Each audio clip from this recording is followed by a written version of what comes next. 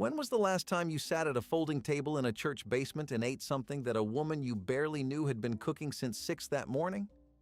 She paid for the groceries herself. She drove the dish across town on the passenger seat, still hot, wrapped in a towel. Nobody reimbursed her. Nobody clapped when she set it down.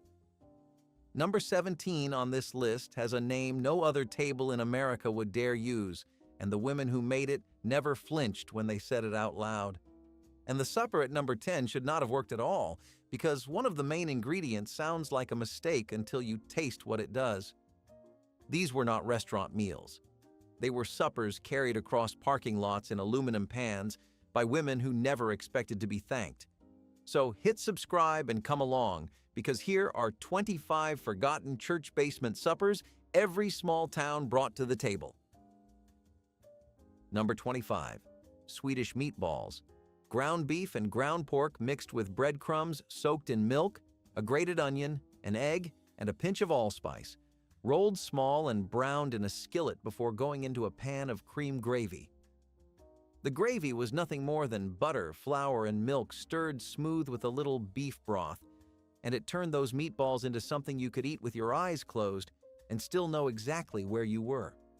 Lutheran churches across Minnesota and Wisconsin served these over egg noodles at every fall supper and every funeral lunch from October through March. The women who made them rolled hundreds at a time on a floured countertop, and the size had to be right. Too big and they did not cook through. Too small and they disappeared in the gravy. Nobody wrote down how big. You just knew. Number 24. Sloppy Joes. Ground beef browned with diced onion, mixed with ketchup, a spoonful of mustard, a splash of Worcestershire, and a little brown sugar, simmered until the sauce thickened and spooned onto soft hamburger buns. Youth groups ran on this. Wednesday night Bible study ran on this. Every church camp kitchen in the Midwest had a stock pot of it on the stove by 4 in the afternoon, because 1 pound of beef and a bottle of ketchup fed a dozen teenagers who would eat anything they did not have to cook themselves. The bun always fell apart by the 3rd bite, and you ate the rest with a fork off a paper plate stained orange from the sauce. Nobody cared. That was the whole point of calling it sloppy. Before I go any further, for the folks who want all of these old recipes in one place, I put together the Vintage Recipe Guide. It has more meals like the ones you are hearing today, the kind that came from real kitchens and never made it into a store-bought cookbook. You can find it on my website, vintagelifestyleusa.com. I will not bring it up again. If you want it, it is there. Now, back to the list. Number 23. Creamed chicken on biscuits. A whole chicken went into a pot with water and salt early in the morning. By afternoon, somebody pulled the meat off the bones, chopped it into pieces, and stirred it into a thick gravy built from butter, flour, and the broth that chicken had been sitting in all day. The gravy went over split biscuits on a paper plate, and that was the entire supper.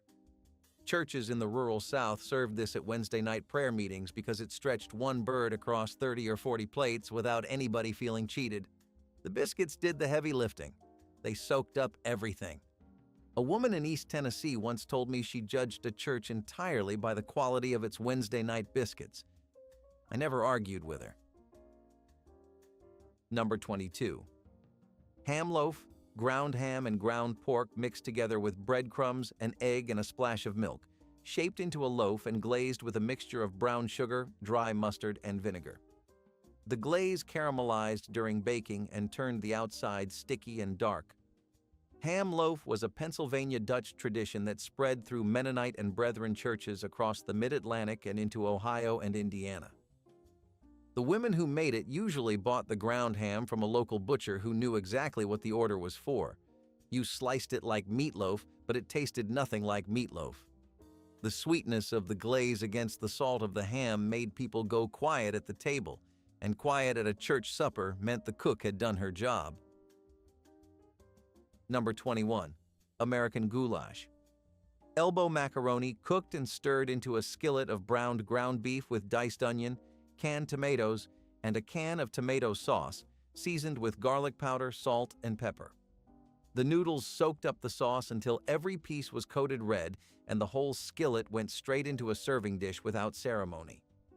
Churches in Ohio, Michigan, and western Pennsylvania served this at fellowship dinners because it required one pot, one trip to the store, and about 40 minutes of standing at the stove. Nobody confused this with Hungarian goulash, and nobody pretended otherwise.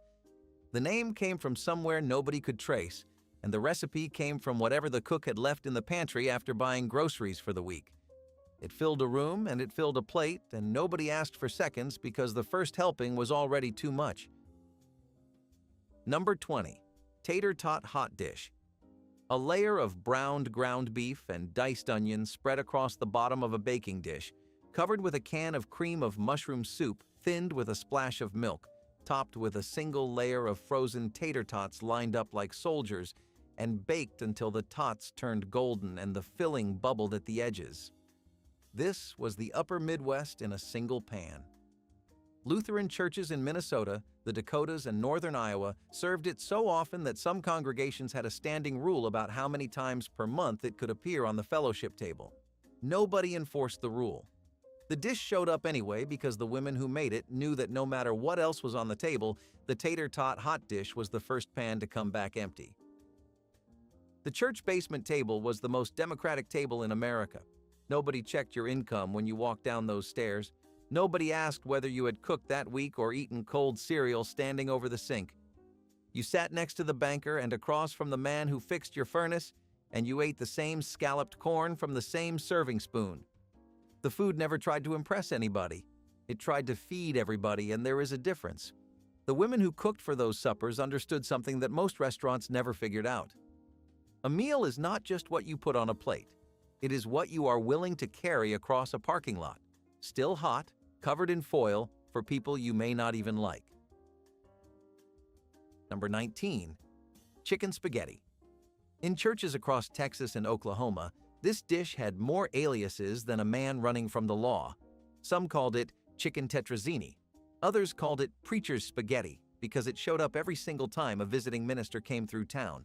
A whole chicken, boiled and shredded by hand, folded into cooked spaghetti noodles with a sauce made from cream of mushroom soup, Rotel tomatoes, diced onions, and enough Velveeta to fill a shoebox.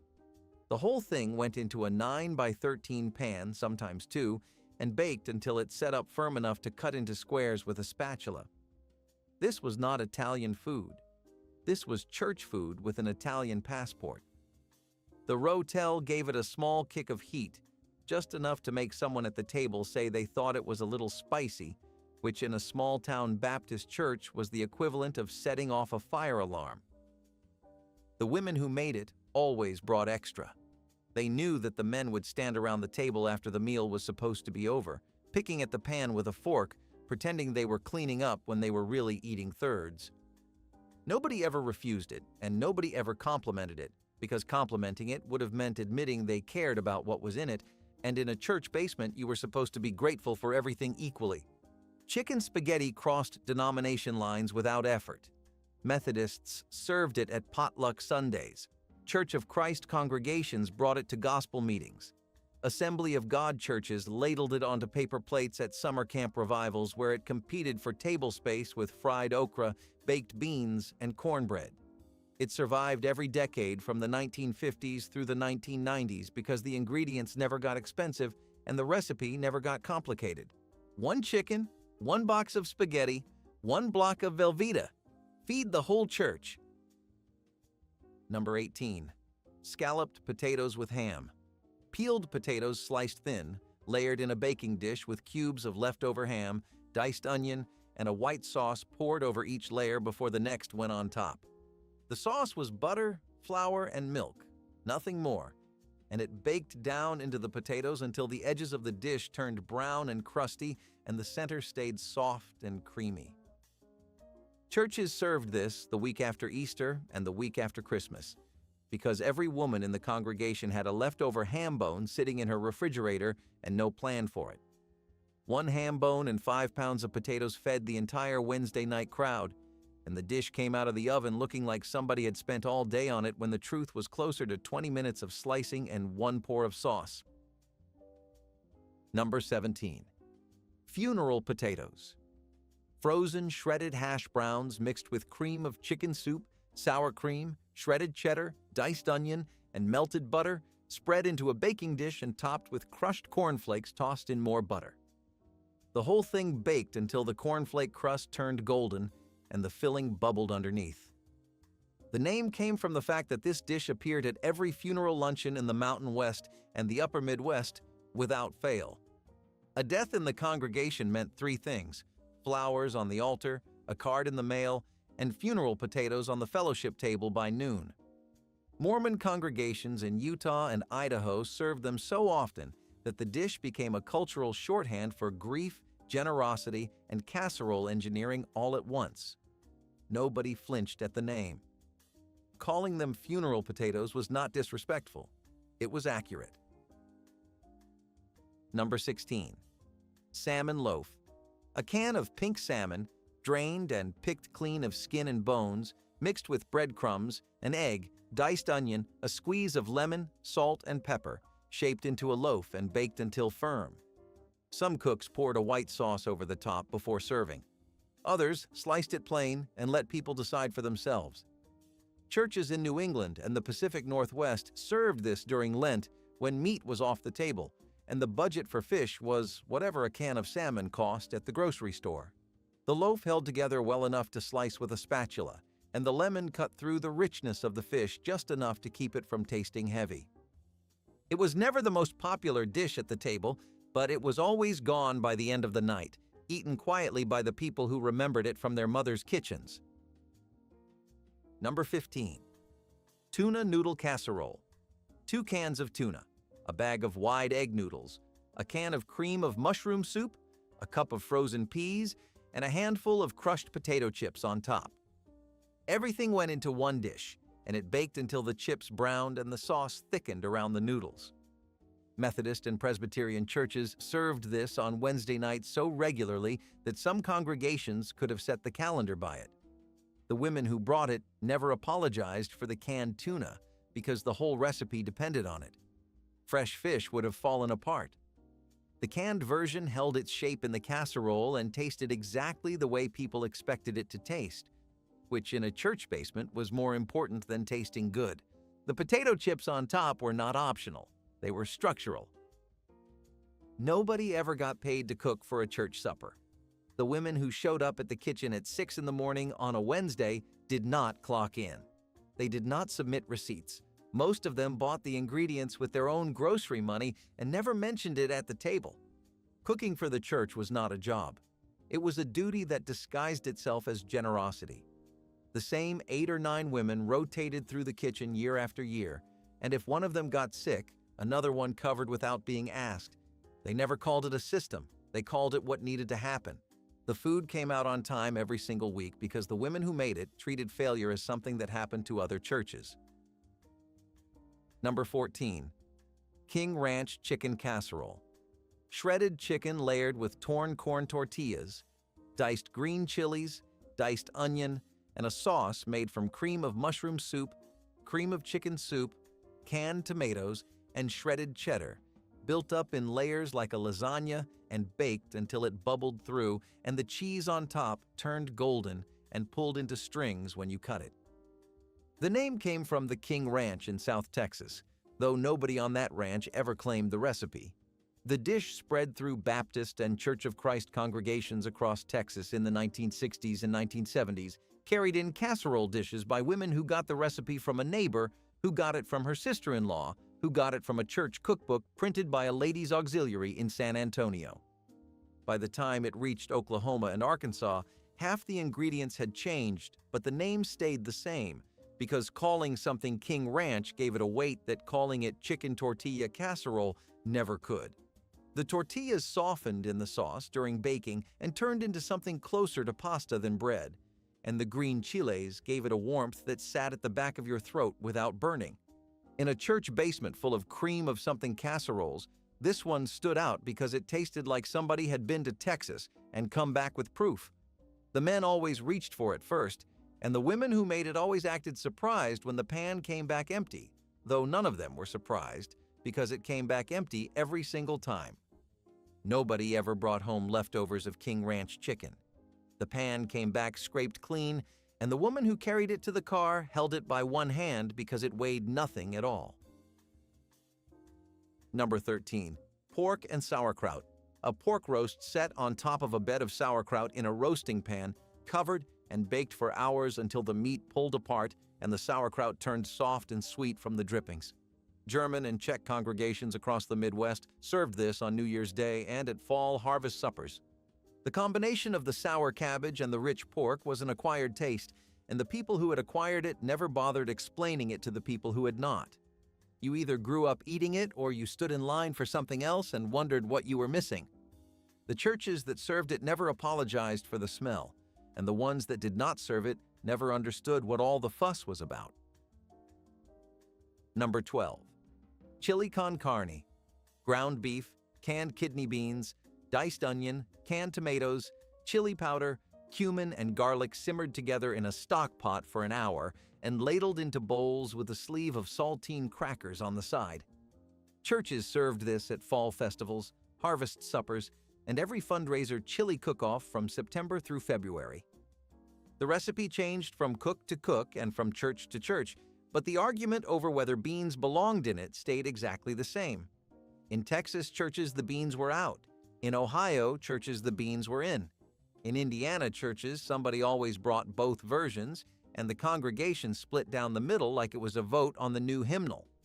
A pot of chili and a stack of crackers fed 50 people for the cost of a few pounds of ground beef, and the cook who won the annual cook-off talked about it until the next one. Number 11. Pulled pork sandwiches. A pork shoulder went into a roaster at 5 in the morning, rubbed with salt, pepper, garlic powder, and a little paprika. By noon, the fat had rendered, the meat had loosened, and somebody pulled it apart with 2 forks and mixed it with barbecue sauce from a jug. The shredded pork went onto soft white hamburger buns with a scoop of coleslaw on top if the church was south of the Mason-Dixon line, and plain if it was north. 1 pork shoulder fed 40 people. 2 shoulders and a tray of baked beans fed the entire congregation plus the visiting choir. The men who showed up early always claimed they were just checking the meat, but their plates told a different story. The church basement supper started disappearing in the 1990s, and nobody fought to keep it. Congregations got older. Young families stopped showing up on Wednesdays. The women who had run the kitchen for 30 years could not stand on their feet that long anymore, and nobody volunteered to replace them. Some churches switched to catered meals. Others stopped serving supper altogether and put out coffee and packaged cookies instead. The food never failed. The system that made the food possible failed. A church supper required people who showed up without being asked, cooked without being thanked, and cleaned up without being noticed. When those people stopped coming, the tables folded up and stayed folded.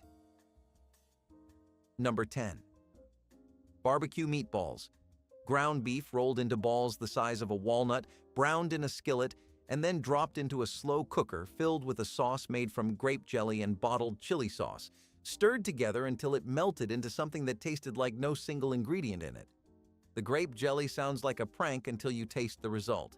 The sweetness hit first, then the vinegar from the chili sauce caught up and balanced it, and by the third meatball, you stopped questioning the recipe entirely. Churches served them with toothpicks at fellowship hours and on paper plates at potluck suppers.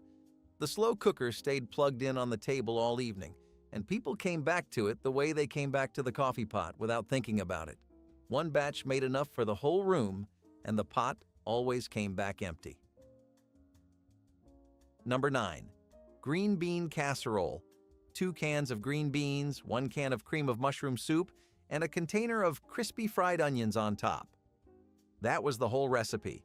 It baked at 350 degrees for about 30 minutes and came out bubbling around the edges with the onions turned dark and crunchy. The recipe came straight from the Campbell's Soup Company in the late 1950s, printed on the back of the can, and within a decade, it had become the most recognized side dish at every church supper and Thanksgiving table in the country. Some cooks blanched fresh green beans and trimmed the ends by hand. The majority reached for the canned version because it was faster, softer, and exactly what people expected. Changing the recipe felt like changing the hymnal. Nobody wanted to be the one to try. Number 8. Stuffed green peppers. Green bell peppers with the tops sliced off and the seeds scraped out, filled with a mixture of ground beef, cooked rice, diced onion, canned tomato sauce, salt, and pepper, set upright in a baking dish with more tomato sauce poured around them and baked until the peppers softened and the filling cooked through. The tomato sauce darkened during baking and clung to the outside of the peppers like a glaze, and the rice inside absorbed the beef drippings until every grain carried the flavor of the whole dish.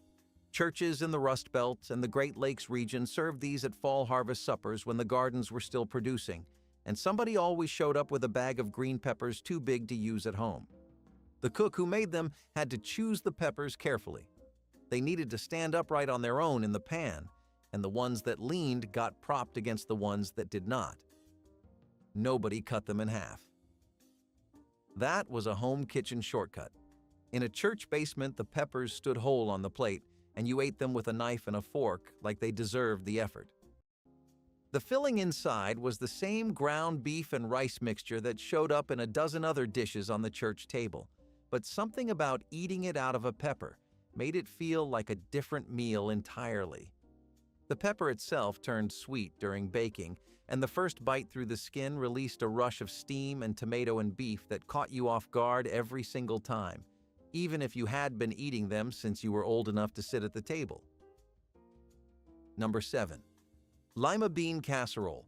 Dried lima beans soaked overnight, simmered until tender, and baked with brown sugar, molasses, dry mustard, and salt pork in a heavy covered dish. The molasses turned the beans dark and sticky, and the salt pork melted into the sauce and gave it a richness that no seasoning could replace. This was a New England church supper staple that traveled south and west with the families who carried it. In congregations where baked beans were already on the table, Lima bean casserole held its own because the texture was different, creamier and heavier, and the flavor ran deeper. Nobody ever called it exciting. The women who made it just set it on the table next to everything else and let the empty dish do the talking. Number 6. Turkey and dressing casserole.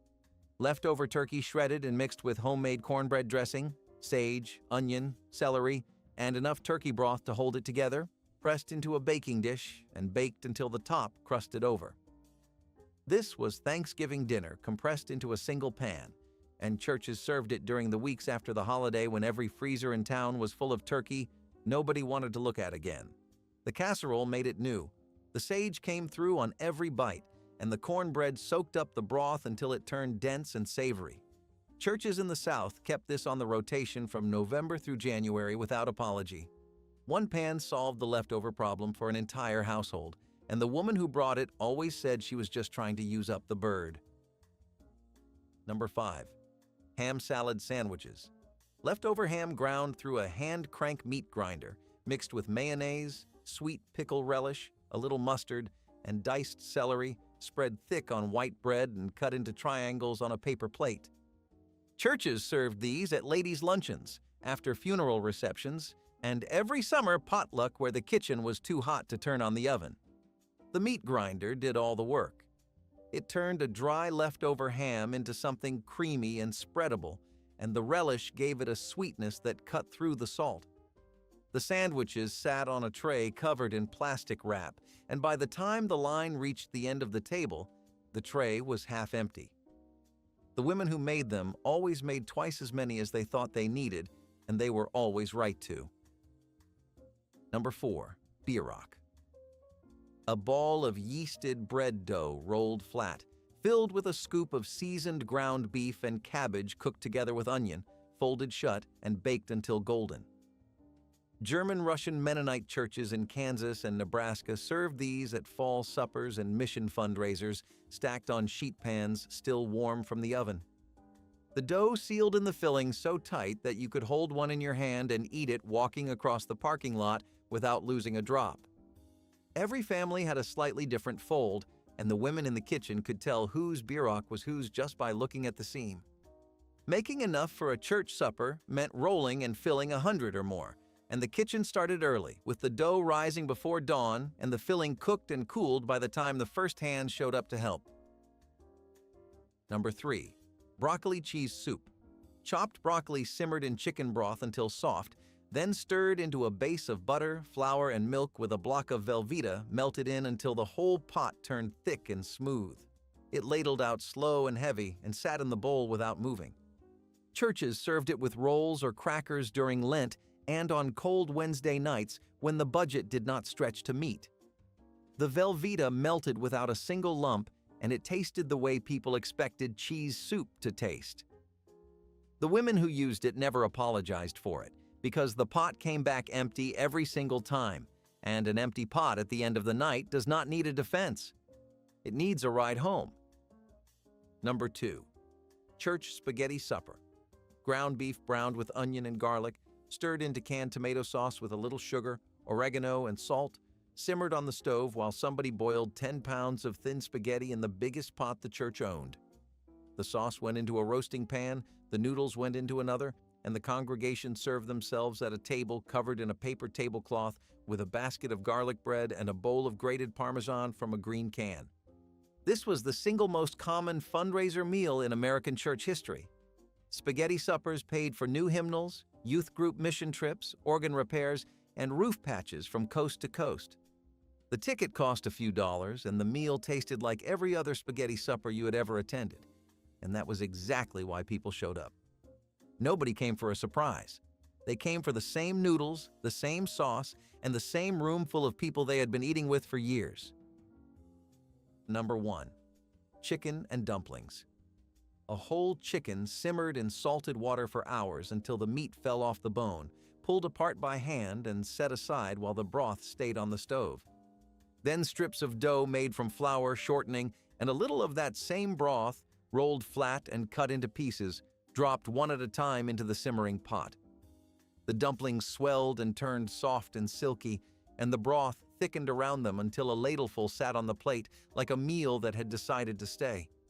Churches across the South and the lower Midwest served this on the coldest nights of the year, when the parking lot was icy and the basement was warm and the smell of chicken and flour climbed the stairs and met you at the door before you took off your coat. The recipe was old. The recipe was plain. The recipe required nothing but a chicken, some flour, and a woman who was willing to stand at a stove all afternoon for people who would eat it in 10 minutes and never ask what it took to make. That is what a church basement supper was. Nobody earned a seat at that table. Somebody just gave you a plate because they believed you were worth the trouble. Chow mein casserole was a distinctly American adaptation that found a place in church potlucks, merging Asian-inspired flavors with traditional baking methods. This casserole typically combined crunchy chow mein noodles with ground meat, vegetables such as celery and onions, and a creamy or savory sauce, all baked until bubbling and golden. It was a clever way to incorporate the popular takeout dish into a format suitable for large gatherings and budget-conscious cooks. The casserole offered texture contrasts and a mild, comforting flavor profile that appealed to a wide audience, including those unfamiliar with authentic Asian cuisine. It became a favorite because it was easy to prepare in advance, transport, and serve in slices. Chow mein casserole stood as a symbol of culinary fusion and community adaptability, showcasing how churches embraced diverse recipes and made them their own. Its continued presence in some old cookbooks highlights its lasting appeal as a nostalgic and practical supper option. Number 15. King Ranch Chicken Casserole. By 1970, this Texas casserole had crossed the Red River and landed on Baptist potluck tables across Oklahoma, Arkansas, and Louisiana. And by 1974, it was the dish Texans bragged about at every fellowship hall in the South. 3 cups of cooked chicken pulled off a whole stewed bird, a dozen yellow corn tortillas torn into rough strips, 1 can of Campbell's cream of mushroom, 1 can of Campbell's cream of chicken, 1 can of Rotel tomatoes with chilies, a chopped yellow onion, and 3 cups of shredded sharp cheddar layered in a deep 9x13 Pyrex. Tortillas on the bottom, chicken next, soup mixture poured over, cheese on top, repeated twice. 45 minutes at 350 turned the corners golden and the middle gooey. The dish came home empty before the choir finished the closing benediction.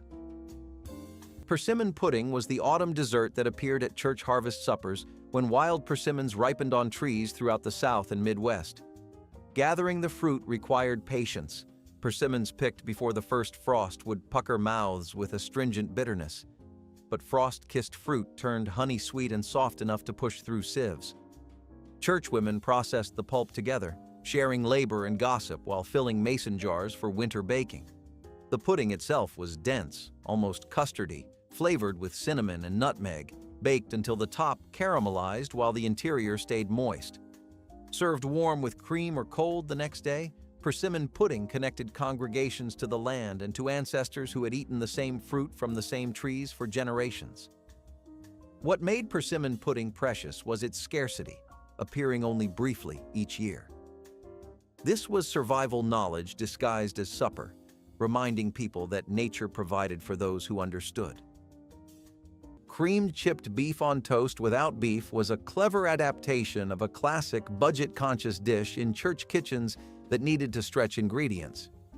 Instead of using expensive or scarce dried beef, cooks substituted mushrooms or other vegetables to create a creamy, savory sauce served over toast. The mushrooms were finely chopped and sautéed to mimic the texture of chipped beef, then simmered in a white sauce made with milk and a hint of seasoning. This variation was especially popular during times of economic hardship or meat rationing, proving that flavor and comfort could be maintained even with limited resources. The creamy sauce clung perfectly to toasted bread, offering a filling and warm meal that was easy to prepare in large quantities. It was the kind of dish that spoke to practicality without sacrificing taste, a common theme in church cooking where communal meals needed to feed many with simple ingredients. This dish was a testament to the ingenuity of home cooks who found ways to honor tradition while adjusting to their realities. Number 25. Chicken divan. By 1974, this old New York hotel dish from the 1930s had become potluck shorthand for elegance on a budget across every Presbyterian fellowship hall in the country. Boneless chicken breasts poached in salted water, fresh broccoli spears blanched bright green, both layered in a glass 9x13. The sauce was the trick.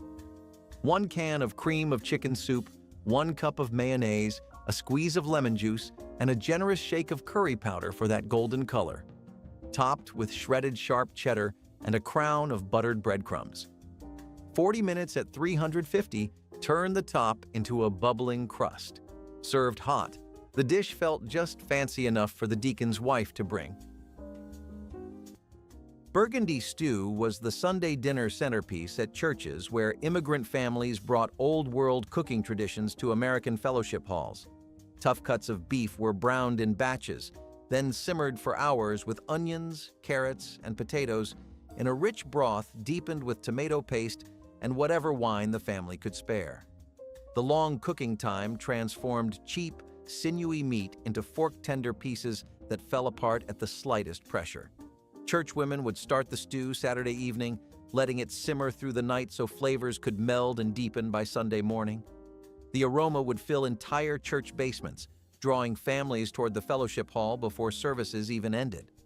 What made Burgundy stew meaningful was how it turned patience into flavor and economy into abundance. A single pot could feed 30 people, with crusty bread for sopping up the rich gravy. This was immigrant cooking adapted for American congregations, proving that old traditions found new homes in church kitchens. Egg salad loaf was a unique church supper favorite that transformed simple egg salad into an elegant moldable dish perfect for slicing and serving at socials or potlucks. Hard-boiled eggs were finely chopped and combined with mayonnaise, mustard, and seasonings, then poured into a loaf pan or mold and chilled until firm. Once set, the loaf was carefully sliced into neat portions, often garnished with herbs or colorful vegetables to enhance its presentation. This dish elevated humble ingredients into something visually appealing and shareable, reflecting the creativity and care that went into church cooking. Egg salad loaf was both economical and filling, making it a reliable choice for feeding large groups without excessive expense. Its smooth texture and tangy flavor were crowd pleasers, especially when served with crackers or fresh bread. This recipe remains a charming example of how churches turned everyday foods into communal treats that brought people together in fellowship and celebration. Number 26. Ham loaf with brown sugar glaze.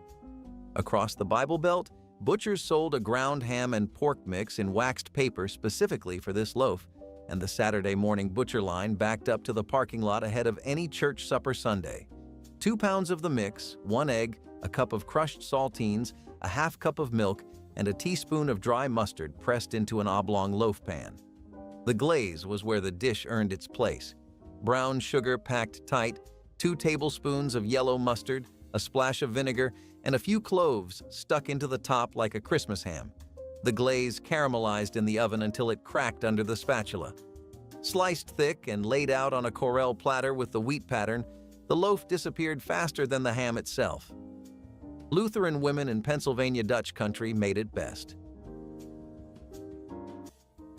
Scripture cake was a beloved tradition that turned baking into Bible study, with each ingredient referenced by chapter and verse. Church women would share handwritten recipes listing ingredients only as scriptural citations. Judges 5:25 for butter, Jeremiah 6:20 for sugar, Isaiah 10:14 for eggs, requiring bakers to look up each passage before measuring.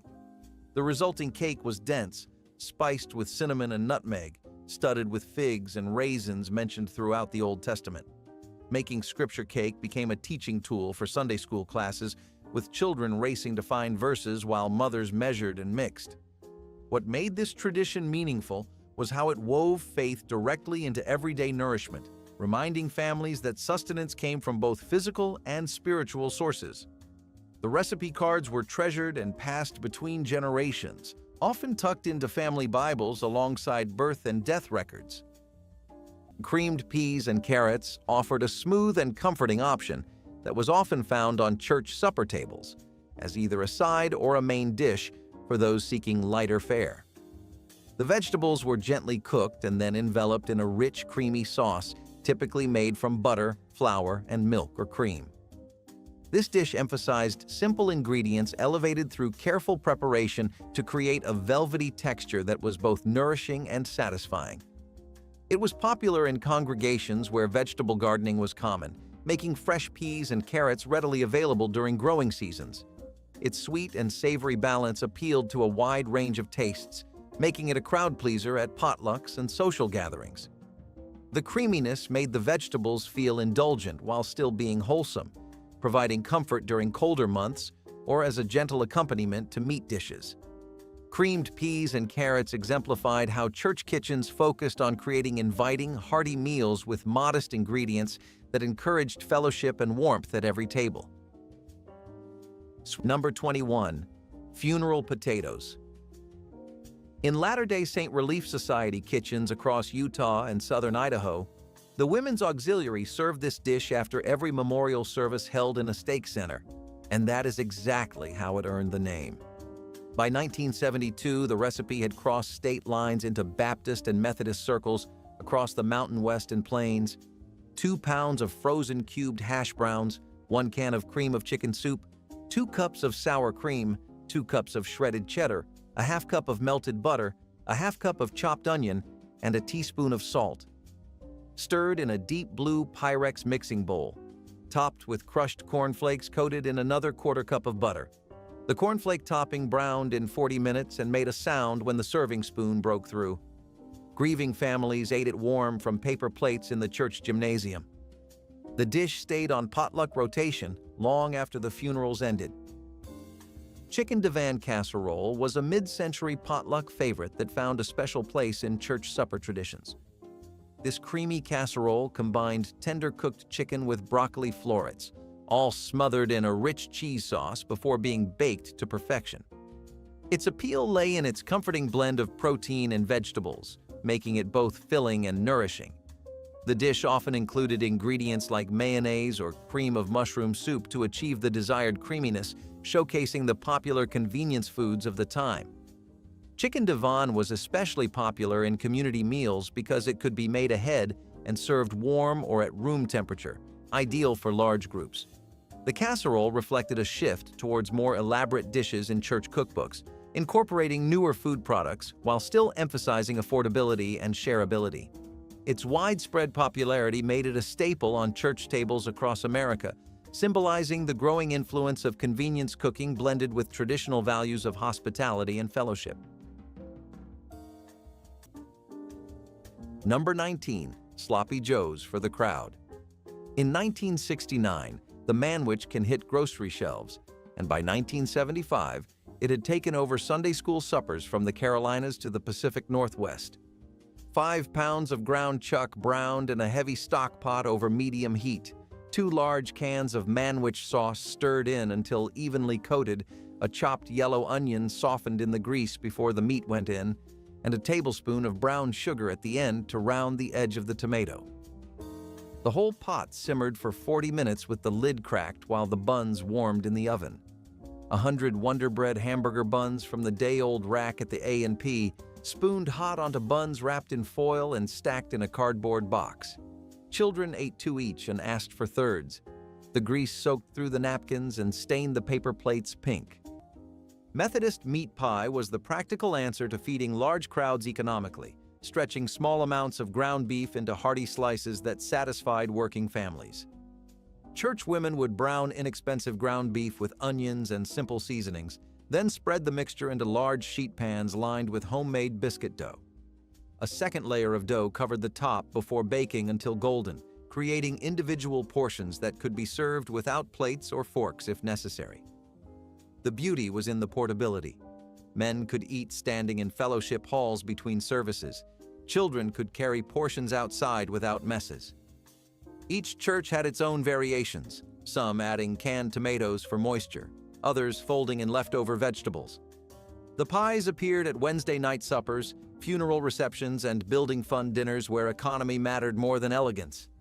A little meat, some flour, and willing hands transformed church basements into places where no one left hungry. Rye bread dressing was a beloved savory side often featured in church cookbooks, reflecting regional traditions where rye bread was a staple. Unlike typical white bread dressings, this version utilized the dense, flavorful rye bread combined with fresh herbs such as sage and thyme, vegetables, and a rich broth to moisten the mixture. The dressing was baked until it developed a crisp golden crust on top while remaining moist inside, delivering a complex taste that balanced earthiness and herbaceous notes. It was a dish that carried the spirit of home and hearth, frequently served alongside roasted meats during holiday suppers or community feasts. Rye bread dressing was also prized for its heartiness and ability to absorb flavors, making it a favorite in congregations with Northern European roots. In many church kitchens, this dressing was more than a side. It was a highlight, sometimes made in large batches to share with neighbors and families. The recipe stood as a delicious example of how simple ingredients could create memorable and meaningful dishes in communal settings. Number 24. Broccoli Rice Casserole. Every denomination in the South kept this one in the rotation, and the Velveeta box and the cream of mushroom can ran it together for 15 straight years.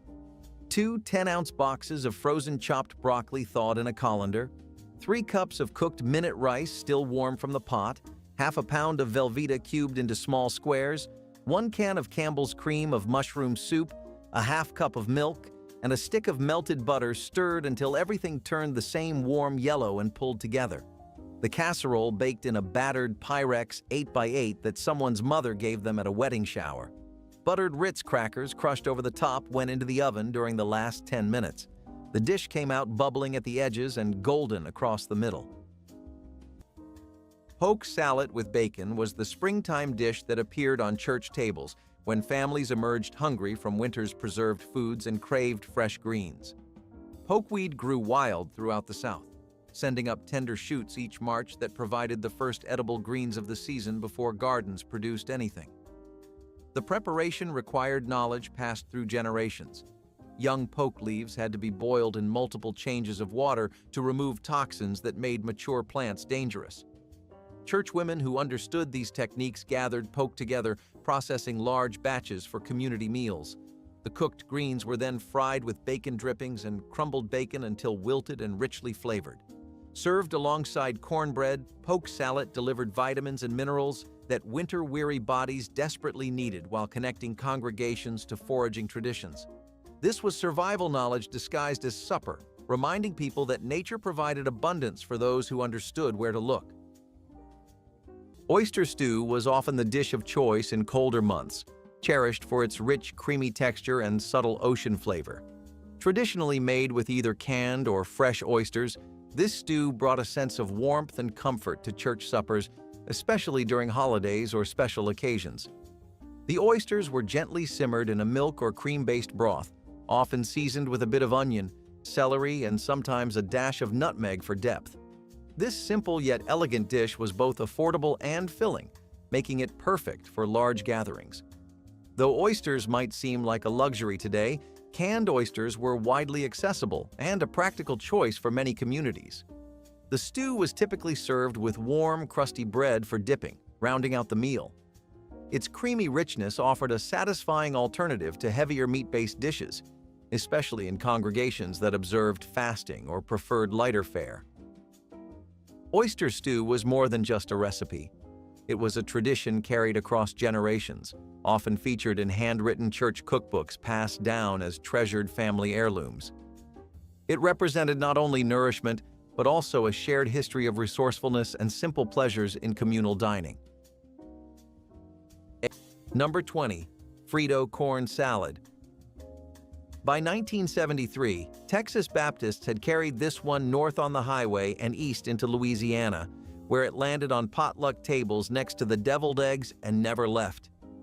2 cans of Mexicorn drained over the sink, 1 cup of shredded sharp cheddar, 1 cup of Hellmann's mayonnaise, a half cup of chopped red bell pepper, a 1/4 cup of sliced green onion, and a generous shake of Lawry's seasoned salt.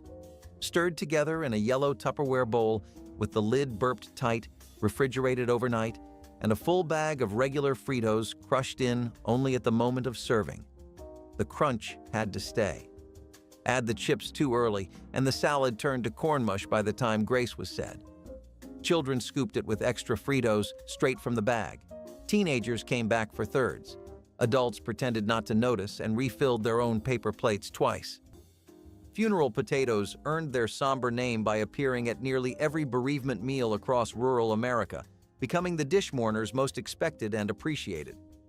The preparation was simple. Frozen hash browns mixed with sour cream, cream of chicken soup, shredded cheddar, and butter, then topped with crushed cornflakes and baked until bubbling.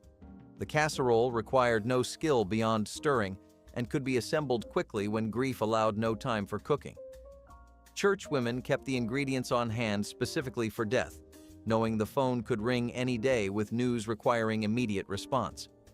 What made funeral potatoes meaningful wasn't culinary artistry, but the message they carried. Someone cared enough to bring food, to show up, to fill a void that grief had emptied. The dish was deliberately bland, comforting without demanding attention. Generations of families came to associate this particular combination with loss and with the community that gathered around it. Baked salmon loaf was a classic fish-based entree that appeared frequently in old church cookbooks, prized for its ease of preparation and satisfying flavor. Made by combining flaked canned or fresh salmon with breadcrumbs, eggs, and seasonings, the mixture was shaped into a loaf and baked until firm and golden. This dish was often served cold, sliced for sandwiches or platters, but could also be enjoyed warm as a main course. Baked salmon loaf offered a practical way to stretch limited fish supplies while providing essential nutrients, fitting well with the frugal mindset of church kitchens. The loaf was usually accompanied by simple sauces such as tartar or lemon butter to enhance its taste. It was a popular choice during Lent or other fasting periods when meat was avoided, ensuring congregations could enjoy hearty meals without breaking religious observances. Baked salmon loaf remains a nostalgic reminder of the adaptability and creativity found in communal cooking traditions. Number 30. 7-layer salad. Every Methodist supper in 1974 reserved the prime spot on the cold table for this one, right next to the iced tea pitcher. The dish lived in a clear glass trifle bowl with the stripes showing through the side, so people could admire the layers before the first spoon broke through. Iceberg lettuce on the bottom, then chopped celery, then a layer of frozen peas straight from the bag, then crumbled bacon, then shredded cheddar, then a thick, sweet cap of mayonnaise mixed with sugar, finished with a dusting of red onion. The whole thing had to sit in the refrigerator overnight, covered with plastic wrap pulled tight, or the dressing would not seal the way it needed to. Children fought over the bacon layer. Husbands picked at the peas. By the time the second hymn ended, half the bowl was gone and the spoon was standing straight up in the middle. Sawmill gravy with cathead biscuits was the working-class breakfast that fueled Sunday mornings before church across the Appalachian South. The gravy earned its name from lumber camps where cooks stretched meat drippings into filling meals for hungry workers, using flour and milk to create thick white sauce flecked with bits of sausage or bacon. Cathead biscuits, so called because they were large as a cat's head, were dropped onto baking sheets without rolling, resulting in irregular shapes with crusty tops and soft interiors, perfect for soaking up gravy. Church kitchens adopted this combination for fellowship breakfasts, with women arriving before dawn to mix biscuit dough and heat cast iron skillets. The smell of frying sausage and browning flour drew families from parking lots into basement dining rooms where long tables waited. Men would pile their plates high, knowing the gravy would carry them through 3-hour services. This was food that honored labor and simplicity. Scalloped corn was a comforting dish that blended creamy, sweet corn with crunchy breadcrumbs and melted cheese to create a nostalgic favorite found only in old church cookbooks. The layers of creamed corn were carefully poured into a baking dish and topped with buttery breadcrumbs and a sprinkle of cheddar or other cheeses, then baked until golden and bubbling. This dish was often served as either a main or a side at church suppers, offering warmth and familiar flavors that reminded many of home-cooked family dinners. Scalloped corn spoke to a time when convenience met tradition, using canned or fresh corn to stretch meals and satisfy hungry crowds. Its creamy texture, combined with a crisp topping, made it an accessible luxury in many rural and small-town communities. The recipe was easy to scale up for potlucks and fundraisers, which helped maintain its presence in church menus. Today, scalloped corn is a cherished reminder of the resourceful, hearty cooking that sustained congregations through decades of change and challenge. Number 27, Jell-O Mold Fruit Salad. No church basement in the 1970s was complete without at least 3 of these wobbling on the dessert end of the table, each one in a different jewel color and a different copper shape.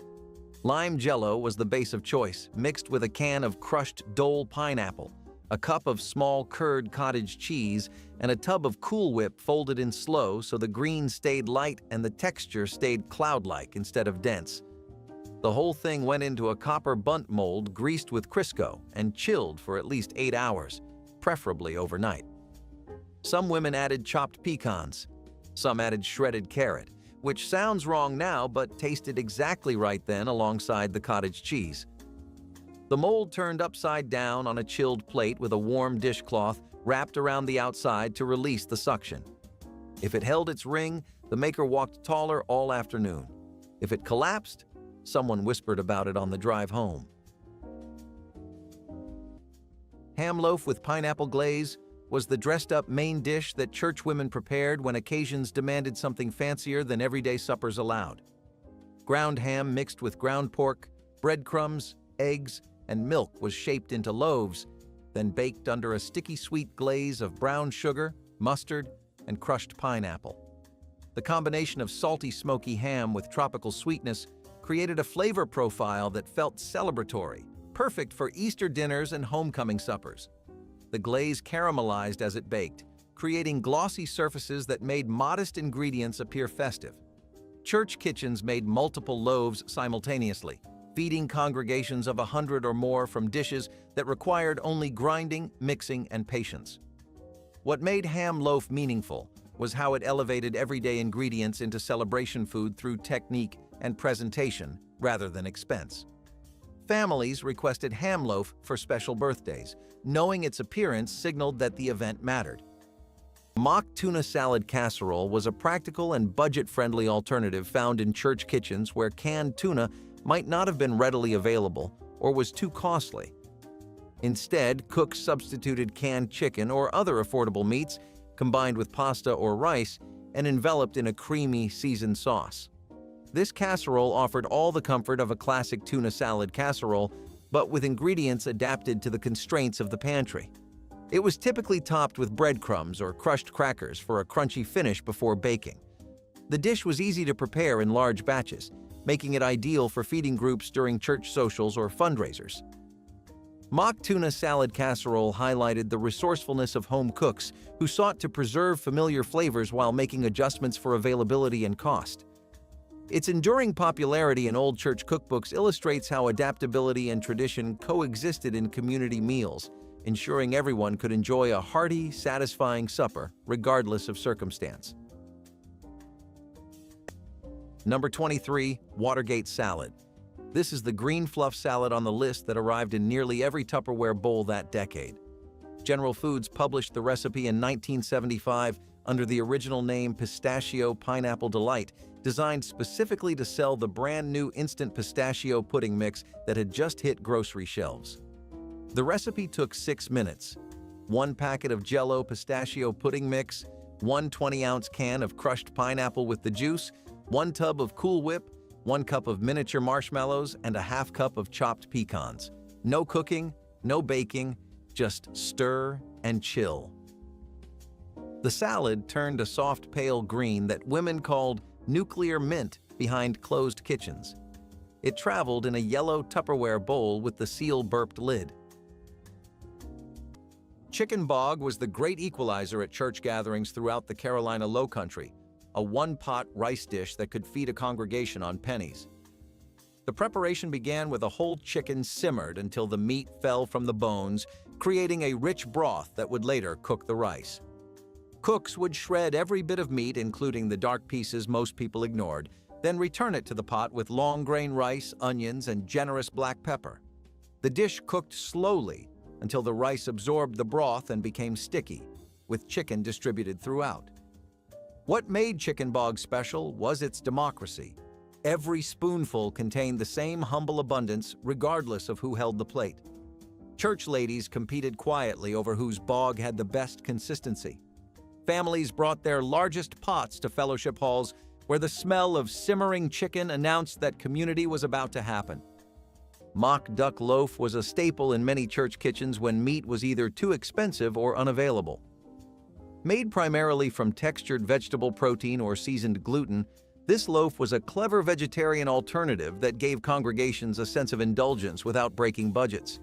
The loaf was carefully seasoned with herbs, spices, and sometimes a splash of Worcestershire sauce to mimic the savory flavors of traditional meatloaf. Its texture was firm but tender, easily sliced for serving alongside mashed potatoes or green beans. While it might sound simple today, back then this dish was revolutionary in offering a meatless main course that could still satisfy hearty appetites. Its popularity grew in times when rationing was common or during Lent when meatless meals were a religious requirement. Church groups often took pride in perfecting their version, sometimes adding a tomato-based glaze on top or folding in bits of nuts and vegetables to add texture and nutrition. This loaf was as much about community spirit as it was about sustenance, a dish that brought people together to enjoy a meal without excess, reflecting the values of thrift and fellowship. Even today, some old church cookbooks treasure this recipe as a reminder of simpler, resourceful times. Number 28. Deviled eggs on the plastic tray. Every potluck started the same way. 12 eggs boiled the night before in a single layer with cold water and a tablespoon of vinegar, peeled at the kitchen sink with cold water running over the shells to loosen them, sliced lengthwise with a paring knife wiped on a dish towel between cuts. The yolks scooped into a small bowl and mashed with 2 tablespoons of Hellmann's, a squirt of French's yellow mustard, a splash of pickle juice straight from the jar, and a hard shake of paprika dusted across the top for color. The plastic tray with 24 egg-shaped wells got pulled down from the high cabinet only on church Sundays. Half deviled, half plain. The plain ones never got eaten. Teenagers raided the tray before grace was even said. Chess pie was the simple custard dessert that appeared at nearly every church supper across the South, made from ingredients every pantry already contained.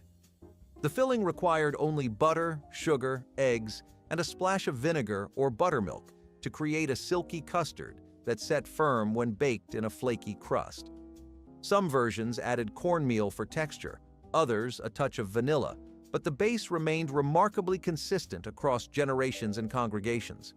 Churchwomen could make chess pie blindfolded, measuring by memory rather than recipe, producing dozens for homecoming dinners and revival suppers. The pie's name remains debated. Some claim it came from pie chests where desserts were stored, others from the phrase "just pie" spoken with a southern drawl. What made chess pie essential was its democracy. Every family could afford the ingredients, every cook could master the technique. The golden top would crack slightly as it cooled, revealing custard beneath that tasted of nothing but pure, honest sweetness. Stuffed green peppers with rice and beef were a practical, filling dish commonly served in community meals and church suppers. The peppers were hollowed out and filled with a savory mixture of cooked rice, ground beef, onions, and seasonings, then baked in a tomato-based sauce until tender and flavorful. This recipe maximized inexpensive ingredients while offering a visually appealing and satisfying main course that could feed many. The stuffed peppers reflected a balance of nutrition and economy, making use of available vegetables and pantry staples to create a wholesome meal. Church groups often chose this dish for its ease of preparation and ability to be made in large casseroles, perfect for sharing. Its warm, hearty flavors evoked a sense of comfort and togetherness, aligning with the values of hospitality cherished in communal dining. Stuffed green peppers also showed how immigrant culinary traditions blended with American ingredients to form dishes beloved in church kitchens across regions. Number 29. Tuna Noodle Casserole.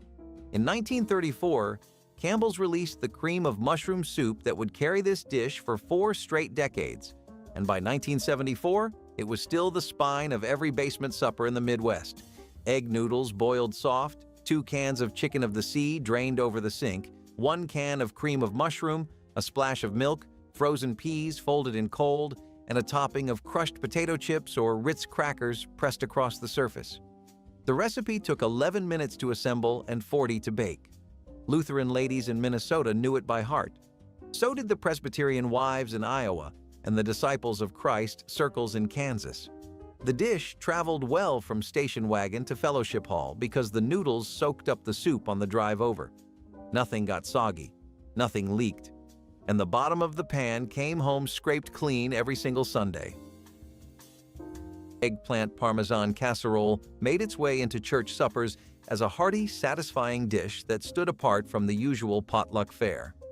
While today it is a beloved classic, back then it was less common and somewhat exotic, lending an air of novelty to community meals. The casserole was built with layers of breaded fried eggplant slices, rich tomato sauce, and generous amounts of cheese such as mozzarella and Parmesan. Baked until bubbly and golden, it offered a perfect balance of textures and flavors that appealed to both vegetarians and meat eaters alike.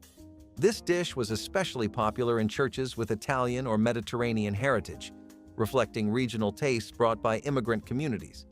Its preparation required time and care, making it a dish often reserved for special gatherings or holiday dinners. The casserole was as much about celebration as it was about sharing, a dish that showcased creativity and the joy of communal cooking. Over time, it became a symbol of comfort and hospitality, bridging cultural divides through food. Today, it remains a reminder of how churches embraced diverse cuisines and adapted them into their own traditions. Number 22. Cheesy Hash Brown Casserole. You knew it was coming the second the Ore-Ida bag landed on the counter the night before and got dropped into a colander in the sink to thaw. 2 pounds of shredded frozen hash browns thawed overnight, 1 pint of daisy sour cream, 1 can of cream of chicken soup, 2 cups of shredded sharp cheddar, a stick of melted butter, and a half cup of chopped yellow onion softened first in a small pan. Mixed cold in a yellow Tupperware bowl, dumped into a 9 by 13 pan, and topped with 2 cups of crushed cornflakes tossed in another quarter cup of melted butter. 45 minutes at 350. The corners caught and crisped against the glass. Methodist women in Tennessee called it cheesy potatoes. Everyone else just called it the good stuff and lined up early. 25 suppers that asked for nothing except a folding table, a stack of paper plates, and a room full of people willing to sit down together. Find one on this list you remember. Make it this weekend. Set a real place at the table, even if you are eating alone, because those church basement cooks would have done the same. If you grew up going to those Wednesday night suppers, tell me which dish in the comments. And if this is your first time here, hit subscribe, because there is a lot more of this coming. Until next time, take care of yourselves.